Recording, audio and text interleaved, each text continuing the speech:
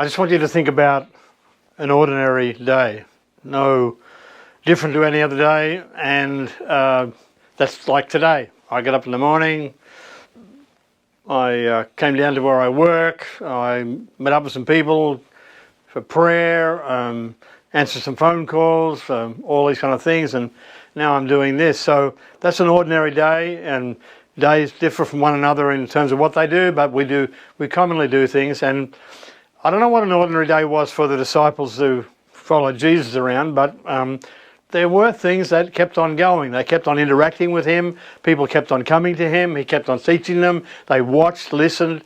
They heard things said. They heard things over again. They asked questions, all these other things. And one of the really powerful statements that comes out of all of this is one day when they go they're in the Jerusalem and they go past the temple, and one of the disciples asks Jesus, or at least brags to Jesus about the temple. Like, you know, people do this about churches, church buildings, as if somehow the building is something. The building is just keeps the rain off. You can sit somewhere, you know, all that kind of stuff. You can hear things. That's what it's about. And so in that day, they had the greatest temple they ever had. It was built by Herod, which was a bit controversial, but Herod just loved building monuments to himself and pleasing people. So he built this huge temple. It was an extension of the one that was built after the captivity. So this was now the third form of the temple. Tabernacle, first of all, Solomon's temple first, secondly, now the temple was built after the return. And so they're looking at this, and it's amazing, and the architecture is amazing, and all this kind of stuff. And one of the disciples says, "Don't you love this building? Isn't this fantastic?" This is the Medway paraphrase version. So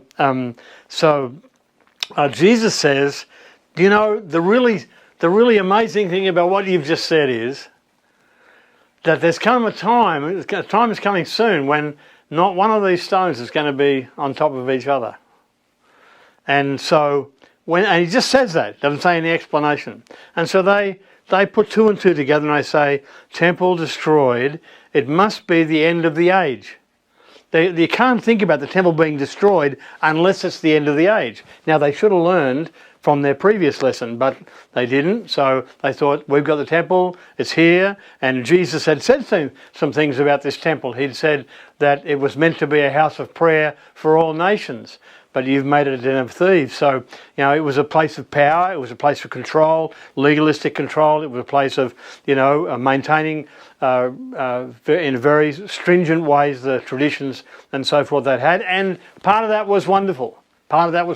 They carried on things down from the time of Moses. But Jesus was creating, or at least it was bringing, a new deal.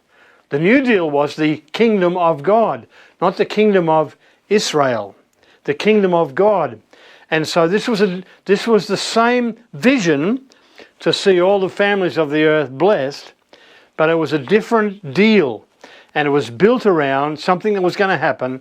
The kingdom of God was coming. It was right there in the person of Jesus. And he was going to bring the good news that God would come and rule in the lives of individuals, groups, communities, and beyond in a way that would bring or fulfill the purposes of God for the earth.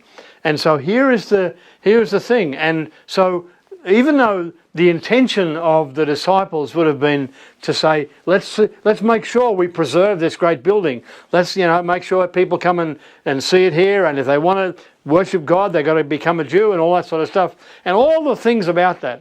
Well, you know, sometimes we misrepresent unintentionally the purposes of God.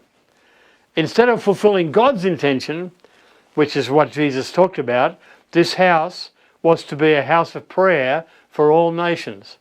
Its focus was to be all nations. And so instead of that, we make it the focus of our attention. We make it the demonstration of our achievement. All these kinds of things. And we've got buildings all over the place. And, you know, they're beautiful buildings. They're beautiful buildings.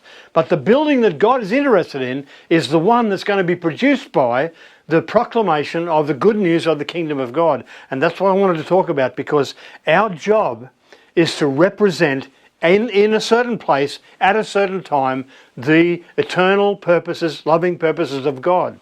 And they were expressed by Jesus in this particular passage in Luke 24. And so he says, and this gospel of the kingdom will be proclaimed in every part of the world where someone lives, to every different kind of people group, and that's going to happen before the end comes. And so that still is an intention. It still is a clear intention. It still is the expression of the heart of God. It is the thing that Jesus began to do. But in many ways, it is the thing that we've lost. We've lost it because there's a battle going on for our minds, our hearts, our, whatever else that we think, our careers, all those other things, and we need to battle to make enough money to get ourselves along and so forth, and to achieve some status and to do better than our, make sure our children do better than we did. All these kinds of goals to make sure Australia wins the Ashes when we play England. All these things that become important for us when Jesus has stated what is important to God. So today, like any other day in heaven,